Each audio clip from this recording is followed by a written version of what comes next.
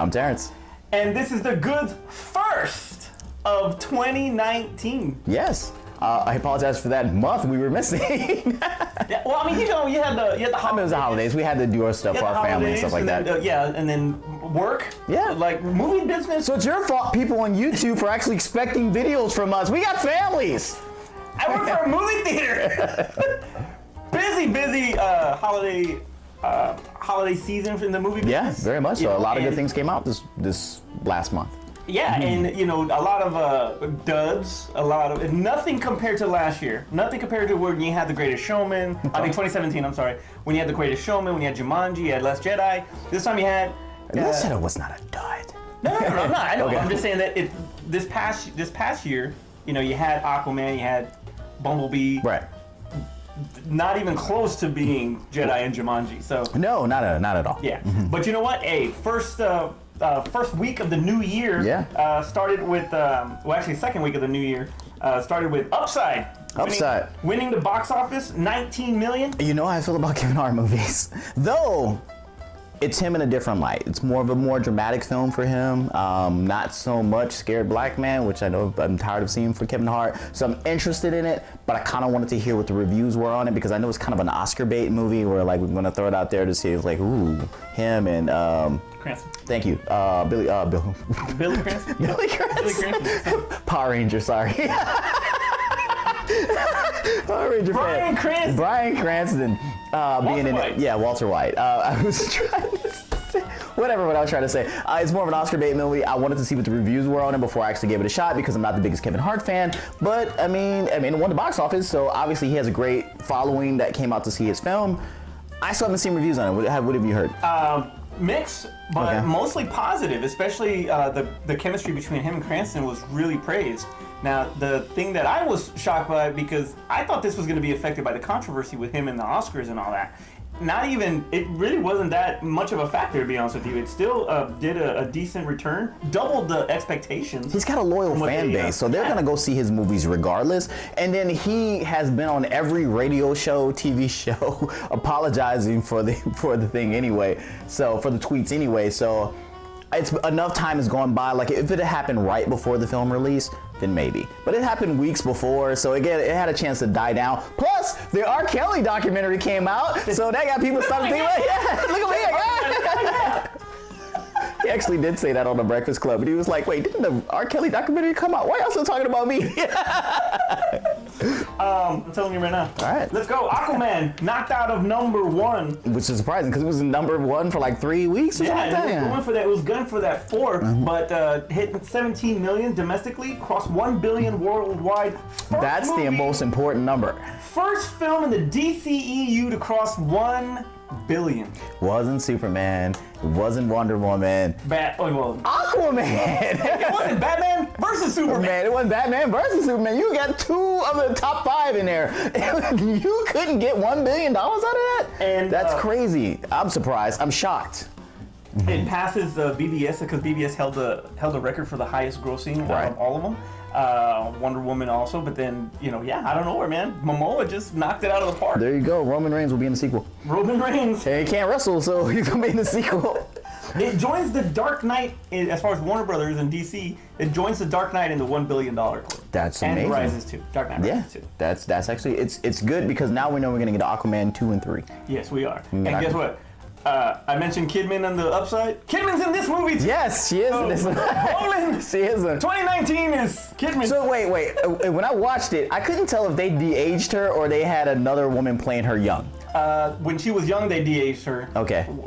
When he was the time jump. Yeah, she's like regular. Okay, so I was wondering because I was like, that looked like she looked good. I was like, why? She looked good, and I was like, this can't be Nicole Kidman. They must have got a look-alike or something like that. But it ain't Days of Thunder. No, it don't.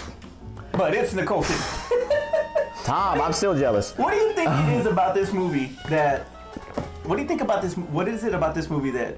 Aquaman? Yeah, that made it a success that it has I been. think it wasn't as serious as the DCEU had been for quite some time. It was colorful. It didn't go overboard on the comedy because I think Justice League tried to do too much comedy with Joss Whedon. I didn't go overboard on it, and the action scenes in this movie were really good. And Momoa has a fan following that's been waiting for him to have his own starring role in something. I think they've been following him since Game of Thrones and WWE. In WWE. So they've been following him for quite some time, and I think they've been waiting for him to have a starring role in something. And it was a different look at Aquaman. It was more of like the badass look at Aquaman. And, you know, it was tough, rugged, you know, whatever, sexy, whatever.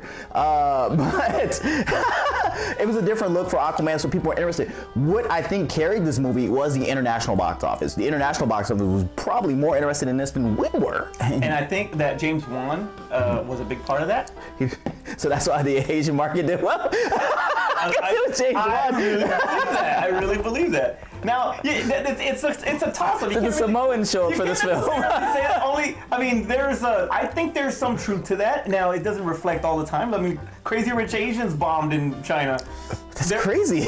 No, yeah, because they're like, I see them all the time. I see them all the time. I'm tired of those guys. I don't see Aquaman hardly at all. No, but you're right. It was a beautifully shot movie. The cinematography was really good on that. The special effects with the sea creatures and the great white shark. It's great. Special effects, awesome. Action scene.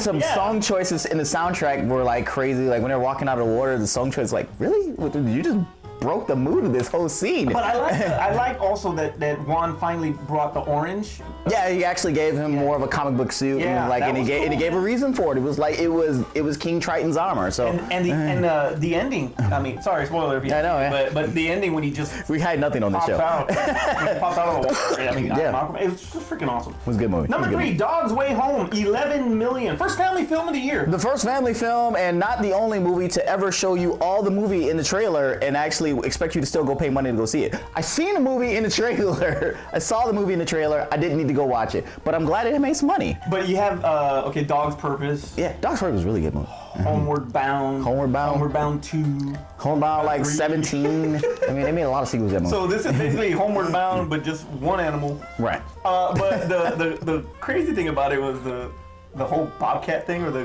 whatever that. Didn't see it. They didn't have the Bobcat in the trailer. But it was like, that's what they were hiding from. But it was they did. They did have the Bobcat in the trailer. It was like really badly CGI'd. It was Dude, it was a low budget film. It was a film about a dog. You think they had the money for that? It's the first family film of the year, but it sucks because it had to compete against the NFL playoffs. Mm-hmm. So, it had to compete with that. Probably it's not going to have any legs. I really don't think. They didn't expect it was a low budget film. Yeah, they didn't expect it to make a lot of money. It made a little bit of profit, so, it's a low budget, like you said, it's a low budget movie. So, number 4, Spider-Man Into the Spider-Verse. I've seen this movie 4 times already. I wanted this movie to, well, I mean, it's still in top 5, so that's still doing good for it. I wanted to hang more closer to the top for a while because I think this film deserves to make all the money that it has. So, like, I still say, and I begrudgingly say it, best Spider-Man movie ever. Yeah, no. Best Spider-Man movie ever. $7 million. Now, the thing that helped this also is the Golden Globe win that it got for Best Animated. Okay? What other Spider-Man got a Golden Globe? Animated? No, just what other Spider-Man movie got a Golden Globe? Off the top of my head. Exactly, best Spider-Man movie ever. It looks like it's gonna thrive even more so. We're gonna get into the awards in a little while, but with the Oscars coming up, more than likely that's gonna be nominated. And hopefully, best animated. Hopefully it wins an award of that. It'll get some more money. It'll stay in boxes for a while. Keep making money because I want them to make money and make more movies like me. All right, number 5 was Escape Room, which is PG-13 Saw. Did you see it? I really wanted to see it, and I didn't get a chance to take my kids to see it because they wanted to see it. This has actually been praised by both critics and audiences. So you know what I did is I looked online and I was like, hey, look, Escape Room's out, and I was looking on Netflix and it was like, oh wait, it's the wrong Escape Room. It was the wrong Escape Room. It was an interesting film, by the way. I watched it. Well, that one grossed $8 million. It's already grossed 32, but it had a small budget. It's more than likely going to be the star of a franchise, I think. Yeah, PG-13 Saw. They're going to saw it up. They're going to saw it up. Mm-hmm. All right. Let's get into it. All right. Glass is next week. Yes. What is your vibe on this movie right now? I'm not excited anymore. Me neither. I was excited to begin with. I'm not excited anymore. I'm feeling like this movie's going to disappoint me. A lot of people have already have the same sentiments. Right now, it is suffering from mixed reviews. Most are blasting the climax, the final act. Okay. And Bruce Willis's performance. Really? I heard that he phones it in. Well, is it because so who's directing this film, by the way? And my Shyamalan. Yeah. All right, so remember in Unbreakable, he had to play that kind of like monotone, solemn, like this happened, that happened. I bet you he made him do that again. Kind of like when Mark Wahlberg had to do what's the plant, the trees killing you or something like that. Trees killing? Yeah, the trees killing you, or they were letting off like spores and stuff like that, and it was killing people. The Happening. The Happening. The Happening. When he had to do that, and he had to like really taper back his performance and stuff like that, and it was the worst Mark Wahlberg performance ever. Until Mile 22. Yeah, until Mile 22. I like Mile 22, by the way. Hush. Mark Cohen, that's the best thing. I think that he probably had him like, hey, tone it down, be that same character I had you being Unbreakable, where it was just he was really monotone and soft-spoken, and he really didn't have any type of emotion, and really till he got to like the fight scene. But the 90% of the movie, he was just kind of going through the motions. And I bet you that's what people are looking at it. They probably don't remember Unbreakable because that's the same character he was in Unbreakable. Okay.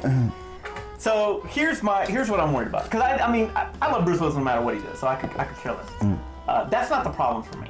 The problem for me is, well, first of all, they're praising McAvoy. The dude can do no wrong. Because he's got an opportunity to show so much range and be in all these different characters. Absolutely. And they're praising Samuel L. Jackson, who's hardly in it, supposedly. I don't know that. I don't know that for sure, obviously. Yeah, because he fall and hurt himself, and how much can he be in it? Here's the issue that I have with it right now, is what I see. I was more stoked about it when it came to the ending of Split. Yeah. We're like, oh, they're the same thing. I was like, oh, wow. Now that I see it, now it's just like a comic movie. Yeah. And where it's bad guys and the hero and now it takes away the essence of Split, which was a psychological thriller, intense movie, good freaking amazing performance by Mac. You were more wild by like, oh my God, he really could transform his body, and now it's just like, oh, it's another supervillain that could transform his body. Yes, that's it. You went from being in awe of the multiple personalities and everything what the doctor tells him basically the same feeling you had in Unbreakable, like, oh my God, he really is a superhuman. And the same thing, it was like, oh my God, he really could change his mind. Like, now it's just the norm, and I'm like, we already got real superheroes. Yeah. I don't need what a superhero would be like in real life, because they've already given me movies of real superheroes in real life. Right, but that's the biggest problem I have from it right now. The essence of Split is gone. Now, where you're kind of captivated by when the doctor is talking about how a person psychologically can lift a car. Yeah. Because that's because their personality really feels like they can lift the car, that kind of thing. And now that is gone, and it's more of that character, I guess, is established, and there's nothing new that he can bring to the role. It should have been a nice thing. It excited us all to know that they were gonna make another film, and I haven't seen it. Maybe we'll be blown away when we actually see it. Maybe it's just one of those things where, like, some people just kind of like expected too much going in. Maybe if if art was your low expectations, and you go into it and it gives you enough to where you're like, okay, great. It ties it all together. It makes sense. Maybe we're just blowing it off from like people get bad reviews early all the time. So I don't even think Aquaman got real early reviews, good early reviews. But yeah, that movie made $1 billion. The only reason I'm buying into it is because Shyamalan has disappointed so much before. And when you look at like the visit was good. When you look at like The Village, Girl in the Water. Girl in the Water was bad. The Village was good. People were just disappointed it wasn't a real monster. Yeah. That's what they were disappointed that it wasn't a real monster, and it was just like, oh, they're just pretending type deal. That's what it was like. That wasn't a bad film for. You don't hate The Village. You don't hate The Village. But yeah, so I just think we should just give it a chance. I'm gonna see what happens. Of course, give it a chance. I want to watch it. I'm not excited for it anymore, but I'll give it a chance and see what happens. Well, it's almost like you have to, because you've already invested in Unbreakable, you've invested in Split. You got to know how it ends or whatever, because that, like I said, the climax, the ending is disappointing. So because why? You know why it's gonna be disappointing? Because they're gonna leave it open. Possibly. They're gonna leave it open unless they bring in another villain or something. But that was the best thing about Split, is because it was a tie to a movie you had no freaking clue. Right. That's why Life. I was really disappointed that Life really wasn't the prequel to Venom. No. When you watch Life, you're like, this can't be the prequel to Venom. All right. Now, we just saw the Spider-Man trailer. Yeah, exactly. Talking about Spider-Verse, Now we're into Spider-Man. Spider-Man's everywhere right now. It's everywhere. So perfect time for them to release the Far From Home trailer. No, it is not. in the regard of, you're right. I'm gonna go get that minute. But in regards to Spider-Man's the big thing right now. Right. I think they're capitalizing too much on that and not. Oh crap! Avengers. He died in Avengers. It's one, it's being marketed by Sony and not Marvel. It's not being by Marvel's studios. It's not being marketed by them. It's being marketed by Sony. Sony's trying to build up hype for a film that basically they're trying to reap the rewards for. They had plenty of time to market it after Avengers came out, but I mean, it's too early. July 5th? It's too early. It was way too early for them to bring this out. Now, Sony's on a roll, man. Venom, big hit. A Spider-Verse, big hit. Yeah. You know, they're on a roll with this universe, so I get it, but I don't agree with it whatsoever. Don't agree with it at all. You got plenty of time once Avengers comes out. And then you could still, I mean, you have months left to still go ahead and get this done. Time, exactly. Yeah. Now, you were okay, well, first of all, tell me what you think about the trailer. I mean, the trailer was fine. It's a teaser. It didn't really give us much. I mean, it showed us Nick Fury's in this film, which I did not know that he was in this film. But it makes me a little worried. Are they following the MCU thing where we're gonna just throw multiple characters in movies so that way everybody can continuously get screen time and we don't have to wait 3 or 4 years to get around to a sequel? Kind of like we're not gonna get a Doctor Strange sequel for like 4 or 5 years before they get back around to that. Who knows when the third Ant-Man's gonna come out and Black Panther. But I'm saying it's like, so they throw them in other movies so like you can still see them and you're like, oh yeah, I haven't forgot. So they put Nick Fury in it. Not that we forgot about Nick Fury, but it kind of made me think, and I was like, did they feel like Tom Holland couldn't have carried this movie by himself? And you mentioned that at prep, and I started thinking about it like, yeah, you're kind of right a little bit. Now, you had Downey Jr. in the first one. And I understood that because they had to connect it right then and there. I'm with you on this. I don't think that Nick Fury's presence was... We're already going to see Nick Fury in Captain Marvel. Right. Do we have to see him in Spider-Man 2? Exactly. And then on top of that... as well. And then on top of that... also too. He was affected by the snap too. Yes. They both were. So now the question is... the timing! When the hell does this thing take place? And then, you know, there's some theories out there that it actually takes place a little before. I love that. I love that. That since he's on the school bus, he's actually on the way back from the trip. But Amy Pascal said differently. Yeah, and then on top of that, if that were true, then why not release it before Endgame? True. So that I do have an issue with that, but it starts out. I mean, because Ant-Man took place before the snap, and it came out after Infinity War. It was kind of simultaneous, I thought. No, Ant-Man and the Wasp. Yeah, it came out after Infinity War. It was no. It didn't come out the same day. No, you're right. It did, but I mean, like the beginning of the film, but like but the ending of it took place at the beginning of the snap. Yeah, so it's kind of like, hey, while we're fighting these aliens and stuff like that, we're also doing this other stuff that we didn't reference really in the movie. So, you know, all this stuff is happening in the city that just didn't make the news. But to the end of the movie. So I mean, it took place for the majority of the movie took place before the snap, and then they just kind of referenced it at the end. I would prefer the same thing happen with Spider-Man Far From Home, to say the majority of the movie took place before the snap, and then at the end reference the snap again. So that way it doesn't feel like, oh, okay, this movie is spoiling what's going to happen in Endgame, and it's basically spoiling what happens in Endgame. And, so it starts out with Happy and May. Which was a really weird scene for them to start with. Love interest. A really weird scene for them to start with. You see, I mean, what does Jon Favreau have on Marvel that he just has to be in everything? He created Iron Man. He directed the first Iron Man. He started all this. He's still getting credit for that. He started all this. He should have been around. He should have been around for 3. His 3 needs him. 3 needed him bad. 3 needed him more than 2 did. Damn you, Shane Black. Yeah, I know. Okay, so you got that potential love interest. That's interesting. I don't see it. I don't know. Let it go. Just let Marissa Tomei just be hot in the background. You have a little bit of a Easter egg there with Uncle Ben's suitcase. Yeah. You know, they do show that, so we do know that all of that did take place. Mm-hmm. They didn't have the great power, great responsibility. Yeah, we don't have to. Hey, they said it enough in Spider-Verse. We don't need to see it again. They said it enough in Spider-Verse. Got the new suit. Got the black and red suit, which was fine. Black and red suit, I like that one. Got the still using the wings. I mean, he's no longer being a spider anymore. He's kind of more of like a fly, and it's just like a. It's like he's flying all the time. Well, where's your spider stuff, man? The black suit, the stealth. The stealth suit. What do you think about that? It's fine because it reminds me of the Spider-Man Noir. When you were talking about Into the Spider-Verse, that was one of the characters they brought into the Spider-Verse in the comics. But when they mentioned the stealth suit is actually more reminiscent of the actual symbiote suit because he brought in the stealth suit after he had already given up the symbiote suit to, or how do they pronounce it in Venom? Symbiotes. That's a weird pronunciation for it. Yeah, they pronounced it really weird in Venom. But anyway, so they're using stealth, but it's more Spider-Man Noir. And because it was more of like a different time era thing for whatever, I'm getting too comic booky with it. So it's fine. I like it. I absolutely like it. But my first thought is like, that's not the stealth suit, but it's fine. It's good what it is. I like it though. Okay. It looks to me that they still having some trouble with villains.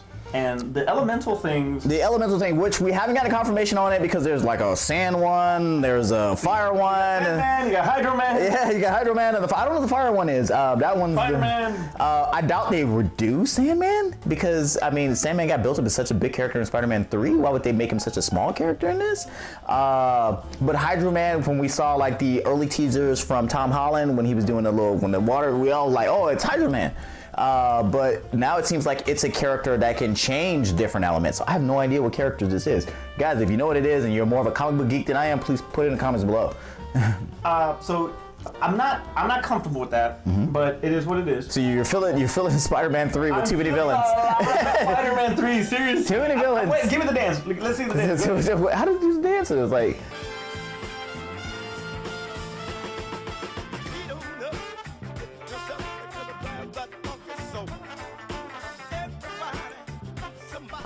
Oh man. Okay, so I have an issue with that. Jake Gyllenhaal. I'm fine with him. I'm happy for him. You finally see Mysterio. Yeah. And I am not disappointed. No, I'm not disappointed.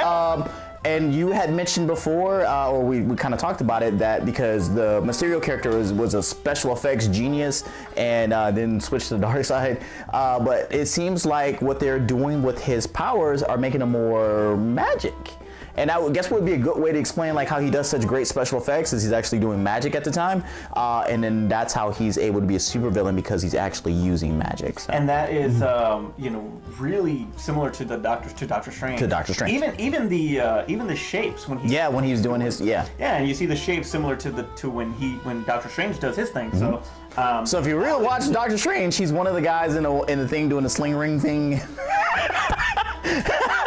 He's in the background. And guess what? In Spider-Man, no Wong again. No Wong. Where's Wong? Where's Wong? He's still protecting that library that he's not really protecting.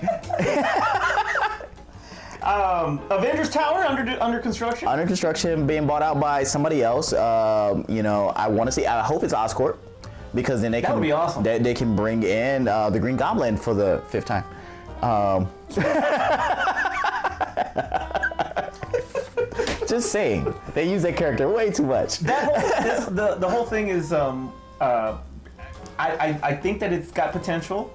You have a problem with the MJ character. Look, Zendaya is a beautiful girl. She's a beautiful girl, but she's talented. She's a talented actress. She's a very talented person. But the geeky way that they make her in this film does not scream MJ. MJ was like the popular kid. She goes off to be a model. But you wouldn't say that you don't know if that's the same thing. Oh, say when Homecoming came out, they did the whole MJ line at the end. She was like, "Oh, my friends call me MJ," and everybody was like, "That's Mary Jane? That's not Mary Jane." And it's like, one, it's not even her real name. Mary Jane's real name was Mary Jane. So why would you call her MJ? And then they had to backpedal on it, and it was like, oh, it was just like a little Easter egg that we threw in there just to make you think about Mary Jane, but she's not really Mary Jane. But they're still using that into it. It was like, if she's gonna be called MJ, he's gonna meet a Mary Jane later, and he's gonna call her MJ too. It's like, you're calling me your ex-girlfriend's nickname, Mama. So it seems like they're just gonna push forward and make her MJ and just not call her Mary Jane, because I forget what her real name was in Homecoming, because she was kind of a side character. But so I'm upset because her character type, not that her character is bad, her character type does not fit Mary Jane. Yeah. If you're gonna call her MJ, I expect it to be Mary Jane. And if you're gonna make her Mary Jane, just outright just call her Mary Jane. Just outright call her Mary Jane. Just do it and just make us accept it. So they're gonna call it this guy. They've been calling this guy Peter Parker, but he's not really Peter. No, he's not really Peter Parker. It's just an Easter egg. Oh man. So Batman news. Batman news. Your favorite? I know. Love Batman. Number 5. Cap, Spawn, Superman. And Batman at 5. I don't get it. Anyway, Who was 4? I don't know. Who was 4? Somebody was better than Batman. No. That was Blade. Wait, I wouldn't Blade. All right, so Batman. script is finished for the Batman. Okay. The script is already done. I think Matthew Reeves. Are they gonna put Deathstroke in this because they've been back and forth with Deathstroke?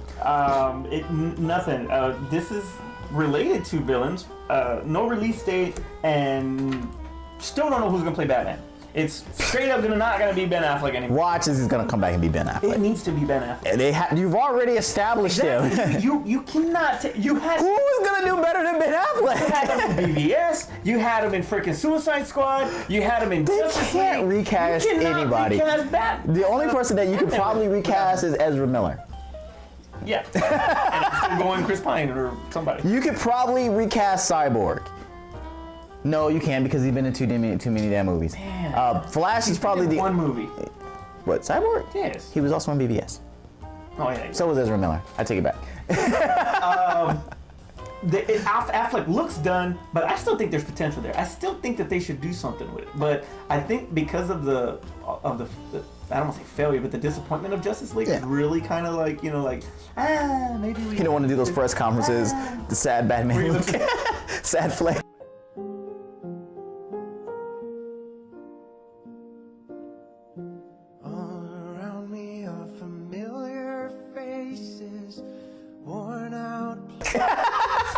Yeah. So shooting is supposed to begin this November. Don't know who's gonna play Batman, but they're gonna shoot it anyway. So we're just gonna shoot all the scenes without Batman first. Yeah. So it was revealed that the Penguin is gonna be the villain in this film. No, I want Deathstroke. Well, he's one of the main villains. Okay. So Deathstroke working with the Penguin. I think you can still have. Maybe the Penguin hired Deathstroke as his muscle. Well, you don't even know we don't even know when this is going to take place. Okay. It could be a prequel. You never know. You have no idea. So the Penguin could be a pretty good. I'm okay with the Penguin being a villain because Danny DeVito did such a great job, and it makes me respect the Penguin as a villain. And Gotham, the guy who I can't remember his name, who plays the Penguin in there, I respect how he's done a good job. And it makes me it makes me think about the character of the Penguin so much because we had a great one, and like we think of the Joker, it's like there's been so many great iterations of the Joker that I'm okay to see him on screen again. So, like you said, but I want Deathstroke. Danny DeVito was the last one to play the Penguin. You haven't seen the Penguin on the big screen since then. No. You've only seen him on the small screen, and that's on Gotham. So here's some possibilities. Okay. Josh Gad really wants to do it. Okay. Okay. I wouldn't be mad with that. I wouldn't be mad either. I think he's got the chops. I think he can balance humor and seriousness. The ruthlessness I can't see. I do not. Because you're thinking about Beauty and the Beast still. You're thinking about Beauty and the Beast still, and you're thinking about Pixels. Pixels. You're thinking about Pixels, and you're thinking about Beauty and the Beast because he hasn't done any of that type of thing. Maybe it's within him. Look, we just gave Kevin Hart credit for doing drama. Maybe Josh Gad has it. Okay, anyway, so the other one is Jonah Hill. He's also in. Too big for the Penguin. Though I probably would have said the same thing about Danny DeVito for the Penguin. Too big? No, not too big. Well, one, he's thin now. He goes back and forth. He's thin now, but what I was saying is like too big as an actor. An actor? I would just see Jonah Hill. Because remember when there was that talk where that Leo was going to be the Joker, would you really see Leo? No, I would absolutely see. Leo does great performances. Exactly. Jonah Hill does great performances. Leo's one of the biggest actors in the world. Josh Gad. Go on, Josh Gad. There's nobody else that you could see play the Penguin. Top of my head, no. I'm gonna post a comment once I think about this. I'm gonna post it in the comments below. I couldn't think of anybody either. You know who? A fat suit would probably be needed, but Rockwell, man. I think. Really? I like Rockwell. I think Rockwell would be a freaking awesome. I'm thinking about somebody who plays like darker, scarier, like characters and stuff like that. I don't know. Yeah, it's kind of hard to say. But anyway, so Josh Gad. So out of those two, you go with Gad. That's the one. That's the one that you want to go to. Yeah. I don't know. Leave your comments below and let us know who you think should play the Penguin. I gotta just bring this up. A guy named Matt out there wanted us to talk about this real quick. And Joe Bob Briggs hosted a he's been doing some things on Shudder, the horror channel. Yeah. The horror subscription channel. I hope they're gonna give him like a show back on Shudder. That'd be great. Every time he gets on, the Shudder crashes. So everybody loves Joe Bob Briggs. Yeah. So Joe Bob Briggs, every time he comes out, the thing crashes. Okay. Elvira is about to possibly be coming back. That would be great if they bring them both back to do like little horror shows or like to introduce horror. Like Joe Bob Briggs used to do like the worst films ever, but he made it interesting because he give you the boob count, he give you the kill count. He'd have little like they'd take breaks. Yeah, he'd say he like the film production of this was blah blah. The people that did this blah blah. And he would talk to TNT off the camera. He'd go in the camera booth. Joe Bob Briggs was amazing on TNT's Monster Vision. Even when he did Joe Bob Briggs Drive-In on the movie channel, shout out to the movie channel if you still have the movie channel somewhere, which I don't think even exists anymore. They think they had changed over. It does? The movie channel does. Yeah. Okay, so when he was on the movie channel, which he was really like free reign to do whatever he wanted, he was amazing. And Elvira still has a cult following. People will watch that. They might as well just throw Mystery Science Theater 3000 on there too. I would get a Shudder subscription now. So what? So okay, having said that, do you think that the horror host I think that back? Yes, I don't think. I think for a moment it went away, but I think it's still the audience is still out there to watch it. Even the old people who used to watch it would come back to watch it again. I think you're right. I think it all depends on the personality, and Briggs has a great personality. Great personality. Elvira, have you ever watched on Netflix? I rewatched some of Elvira's stuff, and I was like, I forgot how funny she was. Centerpiece is hilarious. Hey, she has great comedic timing, and she knows how to throw a double entendre in a minute. Yeah. And she was in Cheech and Chong's next movie. She was? Yeah. Anyway, looking at other personalities that could see as a horror host, give me your horror host that you have never seen before, that you would like a shot, they should get a shot to host their own show. I have no clue. No, nobody? Tell me who you got. I have no clue. Well, I can't do Kruger. I can't do Robert Englund because. Oh, you're talking about like like who did horror before? No. Yeah, anybody. Who would be a good horror host? No, then you have to go Robert Englund because he can bring back Freddy's nightmares. But exactly, that's what I didn't want to do. You're right, but. I mean, you could bring back the Crib Keeper. Crib Keeper's a good one. Crib Keeper. Okay. I like that. You can bring back the Tales from the Crypt. And HBO will be like, hey, we own that. Yeah. Who? There aren't any. Bill Moseley. What about Bill Moseley? Bill Moseley. From Devil's Rejects. Oh, yeah. I like him. I think he would be a good host. Yeah. Is he gonna do Captain? The clown he does, Captain. Oh, that's Sid Haig. Okay, that's it. Okay, then that's the one I'm thinking about. Yeah. That's the one you were. Yeah, I think that would be a good one if he does the. What is the Captain? What is the name of the damn character? Spaulding? Captain Spaulding. Yeah. If he does that, yes. Yes. That would be great. Hey, I'm on board. Yeah. Or whatever. Matt, that was for you, buddy. All right. Take us home. All right. So it's been a long time. I'm glad you guys still stuck around because I thought our subscriber numbers were gonna dip so bad once we were going for so long. But you guys obviously had families and you haven't been watching YouTube, so we're back. You haven't missed anything. Trust me, you've missed nothing. But it was the first time that you're watching our channel and you haven't subscribed, go ahead and get subscribed. 2019, let's start off with the goods because we have a lot of good stuff that we're gonna bring you this year. Make sure you like, comment, and do all that good stuff, as Art would say, since he's not here celebrating his wife's birthday. Happy birthday, belated now. Belated because it's gonna be a week, but it's coming out. Shout out to our brother, the Geek Father out there. We love you. Just want you to know that you're in our prayers. We love you and hope everything works out. Everything's good. And real quick, I just want to say thank you for the reason why we've been so afloat and getting these, which is hilarious, but why we've been afloat and getting increase in size. That's hilarious. Because of boobs. We don't have subscribers. Yeah. It's because of our Mia Khalifa calendar. We should send Mia a thank you. So we just want to say thank you to all you guys that and ladies and gents that watched that show. Well, we're at 1,700, almost 1,800 views on that thing, on those things. And a special thanks and shout out and Happy New Year. We love you to Mia Khalifa. The calendar is actually on its way. We have not gotten it in the mail yet, but it's on its way. Yes. We already have the nice little spot. We already kicked John Cena. John, go over there. Let's go. Yeah, it's gonna be right here pretty soon, so it's on its way. So thank you very much for everything that for helping that video become a success. For Aspen and Art, where the hell they're at? I'm Manny. I'm Terrence. And that was all right. It's not so hard, right? What? Terrence. Huh? Yeah. I don't know. Oh, okay. How do I fucking do this in Bird Box?